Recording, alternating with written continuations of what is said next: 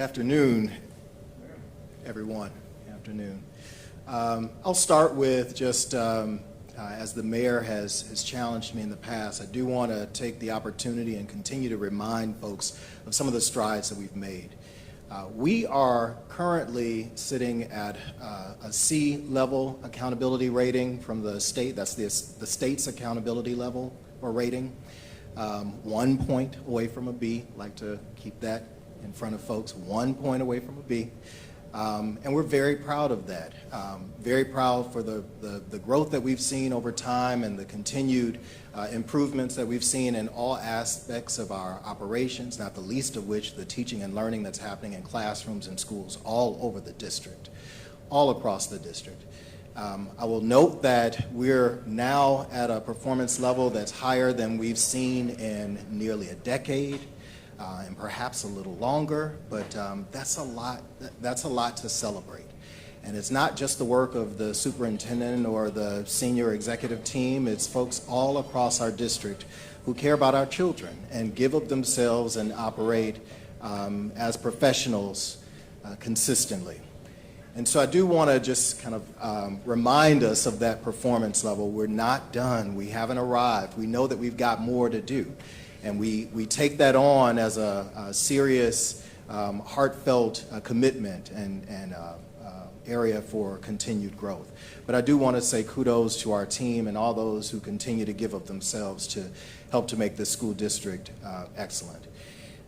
Along with that, and as our mayor has already named, oftentimes we do have to make tough decisions. We do have to address issues that are languishing or ones that folks may not want to discuss, let alone make a decision or take some action around.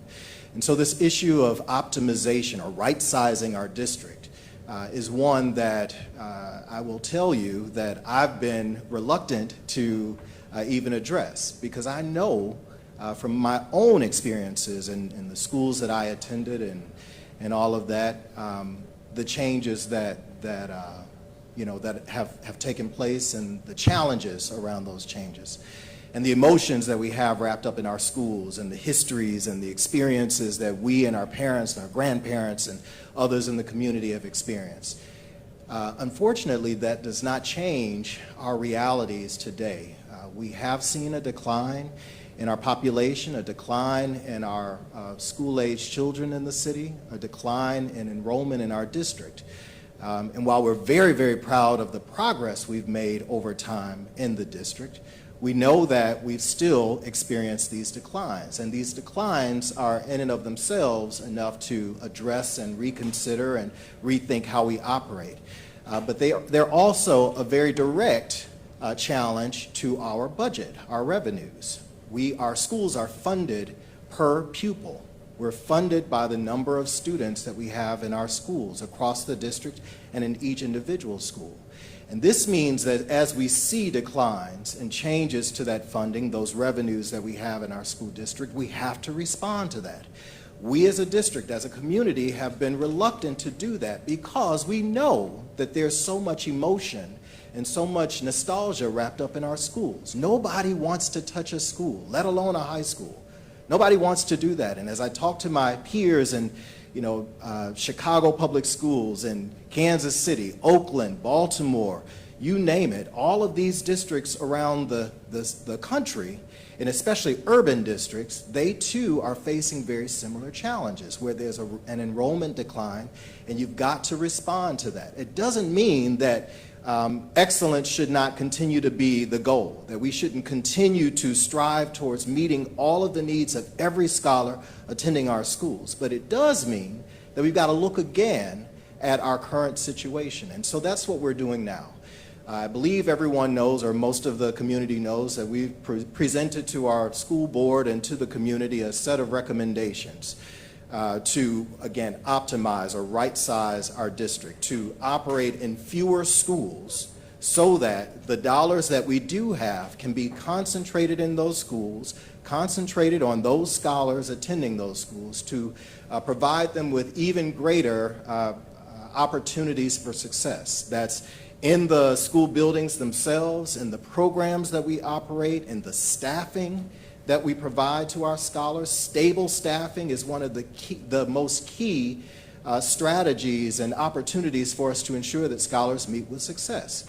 And to the extent that we're not hiring folks on emergency licenses or have vacancies throughout the school year because we're operating in so many buildings and so many classrooms requiring so many teachers, it's an opportunity for us to level up.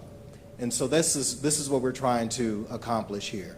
We also know that a part of this conversation, and one that I think many people are seriously struggling with, is, well, what does this mean for the school buildings? And so we don't have a magic potion or a magic pill to address that. We see opportunities and efforts all across the city, across the state, and many other cities in the nation to address that sort of thing. What do we do with the properties, and what are the redevelopment opportunities, all of those sorts of things. We're excited to have had some really helpful, really encouraging conversations with the city's planning office, with the Jackson Redevelopment Authority, with Housing Authority, and several organizations that are looking to operate or assume additional space in the city. And so there are opportunities for us, but these are not the kinds of things that just happen immediately. They require some time. And unfortunately, they require the kind of time that we don't have in terms of our optimization. We must make some moves right now. We're at the point where we've kicked this can down the road long enough. We've avoided the conversations and these tough decisions long enough. We now have to make some decisions, and therefore we will be coming back to the board on December the 5th, asking them to approve of the plan with the final set of recommendations. I will also note that because we've been having some conversations with community members, we've had 3 community forums already. We'll have another tomorrow evening at Murrah High School, the final one. We've gotten lots of feedback, concerns, specific recommendations. Also, lots of people who've come to us and said, thank you. I'm so glad you're doing this. It's about time. And so we've gotten all of that feedback, and so we'll be taking that into account and coming back with a final set of recommendations to the board on December 5th. Again, I'll just close with this. I hope that folks can look at the data, not just what Eric Green is saying or what this one person or that one person is saying about our schools, but look at the data. Look at the graduation rates. Look at our performance on state tests and on and on. There's lots of evidence that our schools are ramping up, that we're performing at a much higher level than we have been, and that we're seeking to prove to our community that our schools can and must work, and we're committed to that. But that also requires us to make some tough decisions now. And so just look forward to continued engagement with members of the community, and of course with our business and others in the community who can help us to think through the redevelopment of some of our properties, because we know that the answers are there. But this is the time for us to move and to make some tough decisions. And so thank you, Mr. Mayor, for giving us an opportunity to speak to some of that.